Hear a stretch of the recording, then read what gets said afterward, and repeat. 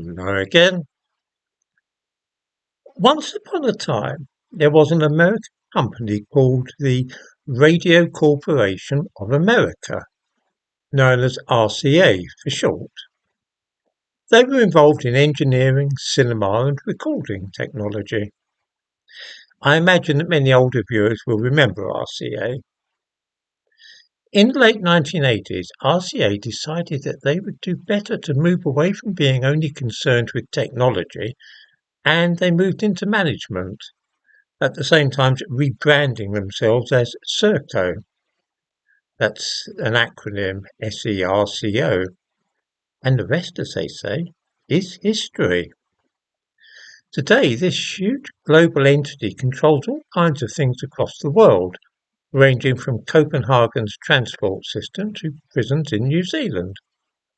They have their tentacles well and truly into Britain, and their influence in this country is simply astounding, and not a little worrying.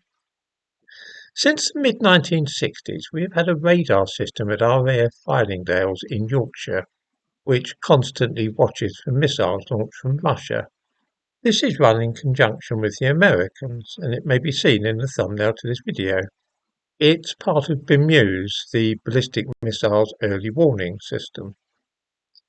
It was always run by the RAF and War Office with American involvement. When I say the War Office, obviously it's now the Ministry of Defence.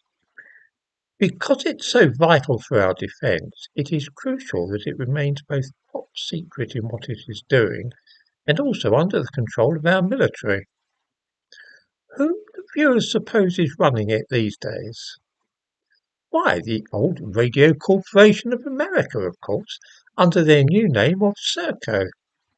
In the description to this video, I give a link to a document from Serco in which we learn that they are responsible for the, and I quote, operation, maintenance and repair of the SSPAR and associated hardware and life support systems, including project management, facilities and hardware systems maintenance, analytical and training activities. The SSPAR is the solid-state phased array radar, the system which detects missiles. The defence of this country from attack by Russia is in the hands of Serco. Who thought that it would be a smart idea to allow a private multinational company to be responsible for this country's defence? I have no idea. Presumably it was the same person who thought it would be a really good idea to let Serco take over the cycle hire system for Transport for London, all the speed cameras in Britain, all the electronic tagging of prisoners, running the immigration removal centres, and also taking over the whole of Bradford's local education authority, various hospitals, and also the system for providing housing for asylum seekers. How did a private organisation become so powerful? Serco are also in the process of making it very hard for ordinary people to find affordable accommodation. This is because they are running an extremely aggressive marketing campaign to persuade private landlords to sign up with their asylum, accommodation and support services contract. I give a link to this too in the description to this video.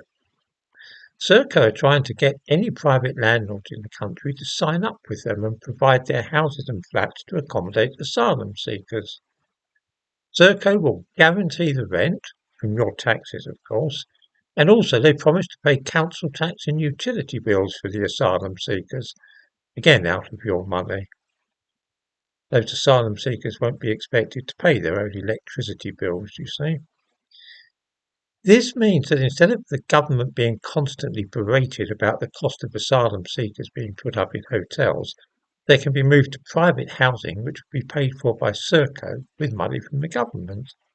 In that way, it will be lost in the general cost of contract between the government and Serco, and nobody will ever be able to work out anymore how much those asylum seekers are costing us each day. The effect is also to take flats out of circulation for ordinary people in Britain who are looking for somewhere to rent. Just how RCA have become such a crucial part of our life in this country is something I shall hope to explore in a further video.